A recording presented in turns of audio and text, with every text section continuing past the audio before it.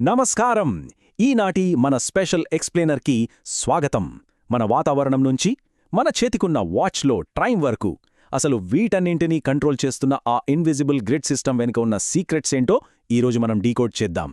ఇది నిజంగా చాలా ఇంట్రెస్టింగ్గా ఉండబోతోంది.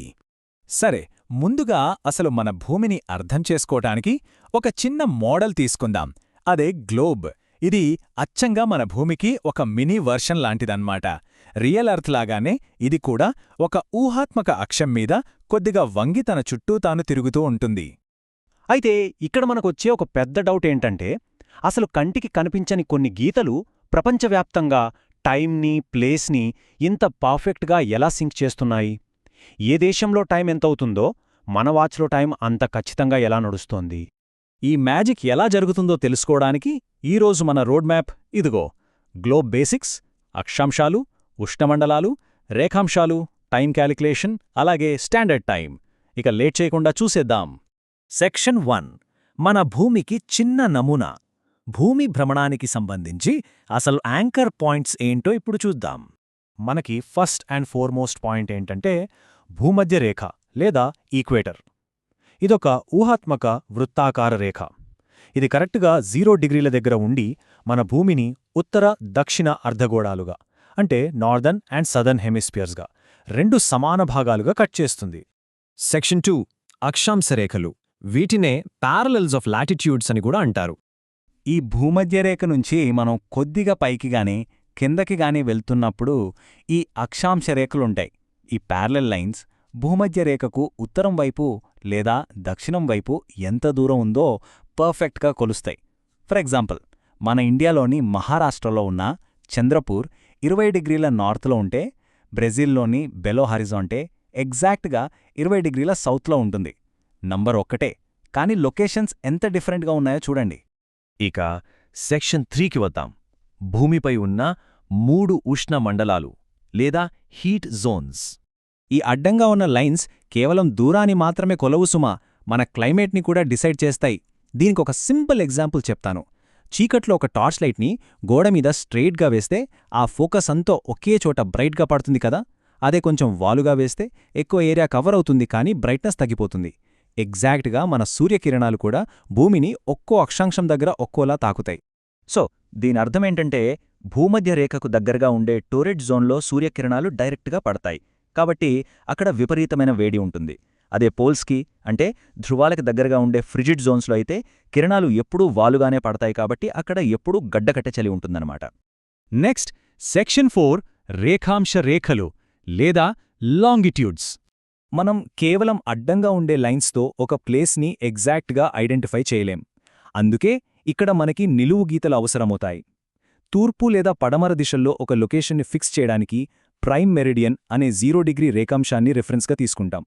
ఇది గ్రీన్విచ్లోని బ్రిటిష్ రాయల్ అబ్జర్వేటరీ గుండా వెళ్తూ భూమిని ఈస్టర్న్ మరియు వెస్టర్న్ హెమిస్ఫియర్స్గా నిలువుగా డివైడ్ చేస్తుంది.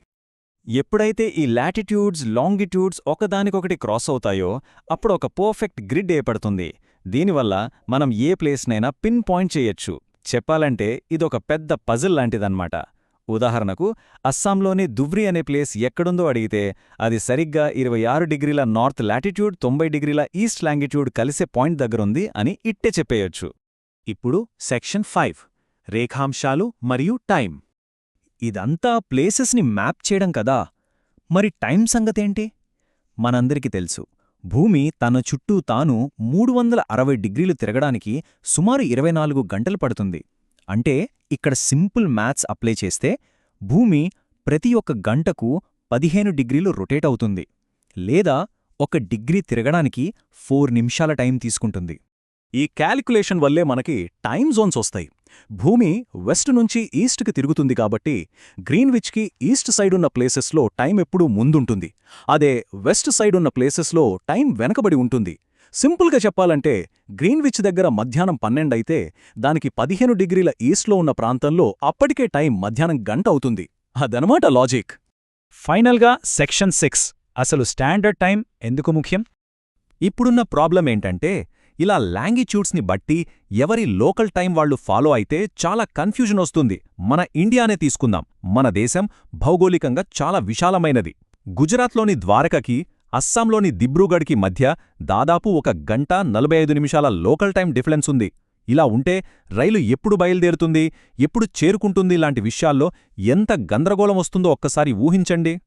ఈ కన్ఫ్యూజన్కి చెక్ పెట్టడానికే ప్రతి దేశం ఒక స్టాండర్డ్ టైంని ఫాలో అవుతుంది. మన ఇండియాకొస్తే దేశం మధ్యలో ఉండే 82.5 డిగ్రీల ఈస్ట్ లాంగిట్యూడ్ని మనం స్టాండర్డ్గా తీసుకున్నాం. దీన్నే ఇండియన్ స్టాండర్డ్ టైం లేదా ఐఎస్టీ అంటాం. దేశమంతా అందరం ఇదే టైంని పాటిస్తాం. గ్లోబల్గా కూడా ఇదే సిస్టమ్ నడుస్తుంది. ప్రపంచవ్యాప్తంగా ఏవైనా ఇంటర్నేషనల్ ఈవెంట్స్ జరుగుతున్నప్పుడు ఈ టైమ్ జోన్స్ వల్లే మనం టైంని కరెక్ట్గా సింక్ చేసుకోగలుగుతున్నాం. దీన్ని ఒక ఇంట్రెస్టింగ్ క్రికెట్ మ్యాచ్తో కంపేర్ చేద్దాం.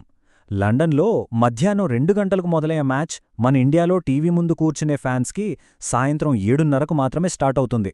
ఎందుకంటే ప్రైమ్ మెరిడియన్ మీదున్న లండన్ టైంతో పోలిస్తే మన స్టాండర్డ్ మెరిడియన్ ఖచ్చితంగా 5:30 గంటలు ముందుంటుంది. కాబట్టే మ్యాచ్ రాత్రి వరకు సాగుతుంది. సరే, ఫైనల్గా ఒక విషయం ఆలోచిద్దాం. ఇన్ని వందలేళ్లుగా మన భూమి మీద టైంని, లొకేషన్ని ఎలాంటి తప్పులు లేకుండా సింక్ చేస్తున్న ఈ ఇన్విజిబుల్ గ్రిడ్ సిస్టమ్ ఒక రకంగా మన హ్యూమన్ జీనియస్కి పర్ఫెక్ట్ ఎగ్జాంపుల్ కదా. అయితే భవిష్యత్తులో మనం అంతరిక్షంలోకి ఇంకా లోతుగా వెళ్లి ఇతర గ్రహాలపై అడుగుపెట్టినప్పుడు పరిస్థితి ఏంటి? ఈ టైంని, స్పేస్ని అక్కడెలా లెక్కకడతా? ఈ అనంత విశ్వాన్ని మ్యాప్ చేయడానికి మనం ఎలాంటి సరికొత్త ఇన్విజిబుల్ మ్యాట్రిక్స్ని సృష్టించబోతున్నాం? ఇదొక మైండ్ బ్లోయింగ్ క్వశ్చన్ కదూ. ఒక్కసారి ఆలోచించండి.